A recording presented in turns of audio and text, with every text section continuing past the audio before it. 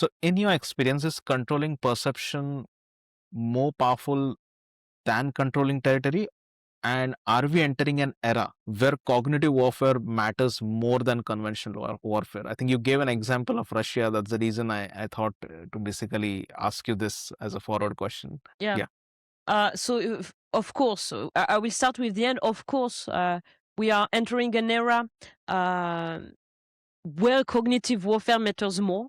I wouldn't say that controlling perception is more powerful than controlling territory, but it is coming first increasingly. Territory is still very important. Military capacity, capabilities still matters. But before you even mobilize people and an army, before you even create an alliance with allies, before you implement sanctions, before an intervention, you need to already shape perception to make all of this acceptable by your population. So it comes first. Before you control territory, you need to control perception. And fascinatingly, I think that we believe that war produces narratives. The war is creating the stories. But I think, because I was a journalist, I was covering conflict, and when I was in intelligence, and I was participating as well to all of this geopolitical backstages.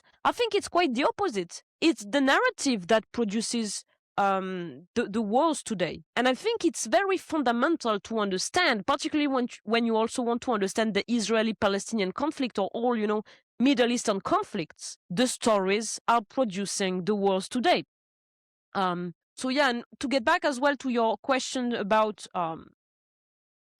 influence without attribution,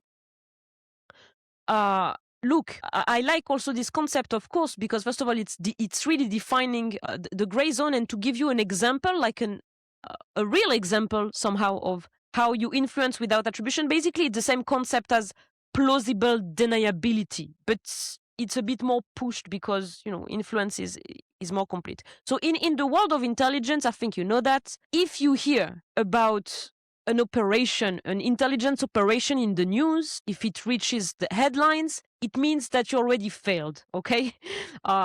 Good intelligence, good operations are not supposed to appear on media, okay?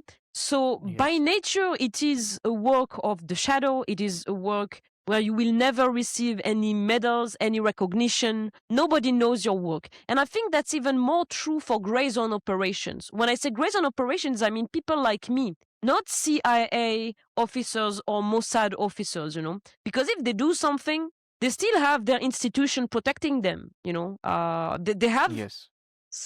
like a machine that can help them, not always, but most of the time they can. In the gray zone, no one will recognize your work. I like to call this, the bastards. In the gray zone, we are bastards. The world needs the bastards, but cannot recognize them. And that's why I use the word bastard, because what a bastard is basically, the child that no one wants to recognize, okay?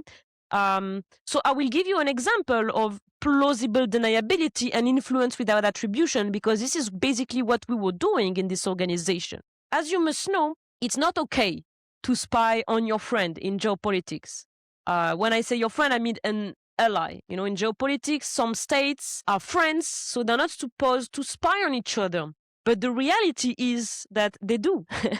Now, you cannot use your own actual services to spy on your friend, because if you get caught, Yes. so, it can create diplomatic problems. So what do? You use a bastard. You use a gray zone operator to do the job that has to be done, but that Yes. you need plausible deniability. So in case you get caught, I didn't know about him. This is not me. So they use private actors, contractors, and yeah, this is basically influence without attribution and plausible deniability. The fact is, like, the action is taking place, but you disconnect the action from your own responsibility,